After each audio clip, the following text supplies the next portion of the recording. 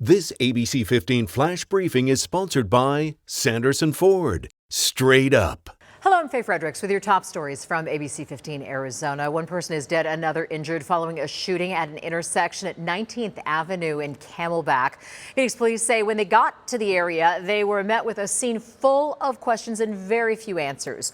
What they know is two cars were stopped at a red light when someone in another vehicle opened fire. When they responded, they saw one car in the road with bullet holes. There were 3 adult males inside that vehicle. Two of them had been struck by gunfire. One was fatally injured and pronounced deceased on scene. He says another man was taken to the hospital in critical condition. The third man was not hurt. At this time, little is known about the motive behind the shooting.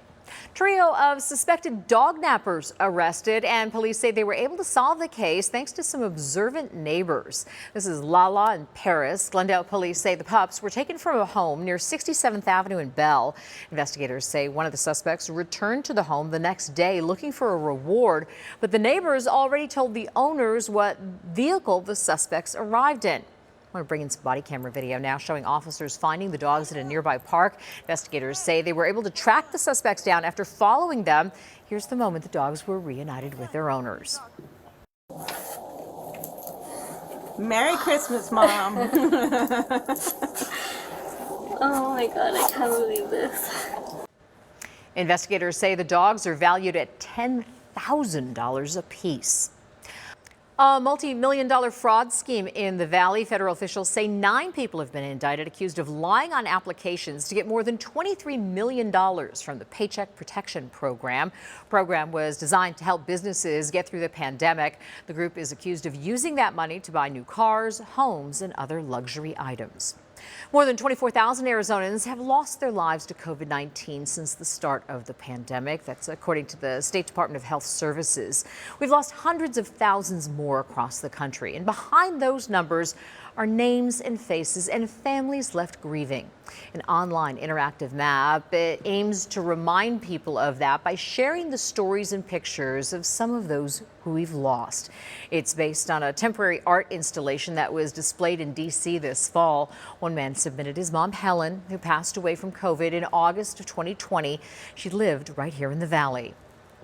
Arizonans can agree we all want our family members to stay safe and healthy. I think that is a starting ground that we can all agree on. Nobody wants anybody to die. And so I try to use this platform as a measure to say, like, hey, like, don't lose your mom, don't lose your grandma, don't lose someone who's important to you, and do the right thing to protect yourself. The website is still accepting submissions. If you've lost a loved one to COVID and want to add them, we've posted a link on our website, abc15.com. A semi-truck with no driver. Check this out. A fully automatic truck just completed an 80-mile trip from Tucson to Phoenix with no driver or human intervention. Too simple to develop the technology. Testing it out here in Arizona. Company hopes this can be the future of the industry and help combat a trucker shortage nationwide. Group of cowboys from Arizona, part of a New Year's tradition. The Spirit of the West Riders are heading to the Rose Parade. The Spirit of the West Riders didn't get to be in the parade last year due to COVID, but they're excited to be part of the event this time around. The group recreates the look of the Old West, representing cowboys and cavalry troops from the 19th century. Phil Spangenberger from Chino Valley, co-founded the group in 1991.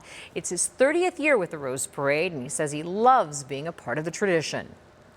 My favorite part is being able to showcase what the West looked like and riding with a bunch of friends.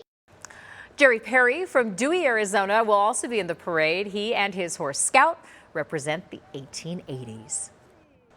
I'm Chief Meteorologist Amber Sellens, tracking your forecast and more wet weather ahead as we wrap up this year. Low pressure on the way out, another storm system on the way in. And we're going to see a chance for showers linger into tomorrow. Snow potentially up along the rim throughout tomorrow. And then the next storm system really ramps up that rain and snow coverage and intensity as we head into Thursday night and Friday. So it is looking like a wet New Year's Eve here in the Valley. This is 5 p.m. By the time we hit midnight, things are going to start to wind coming down, but it really is going to be a close call as to whether or not that rain will be over by the time the clock strikes midnight. We're going to see lots of rain as well, and it looks like about 1/4 to 3/4 of an inch in our forecast here Thursday and Friday, and 5 to 9 inches of snow above 6,000 feet up north. The storm system does clear out early Saturday. After that, forecast is looking dry, and we'll slowly see temperatures rebound with highs back in the 60s next week.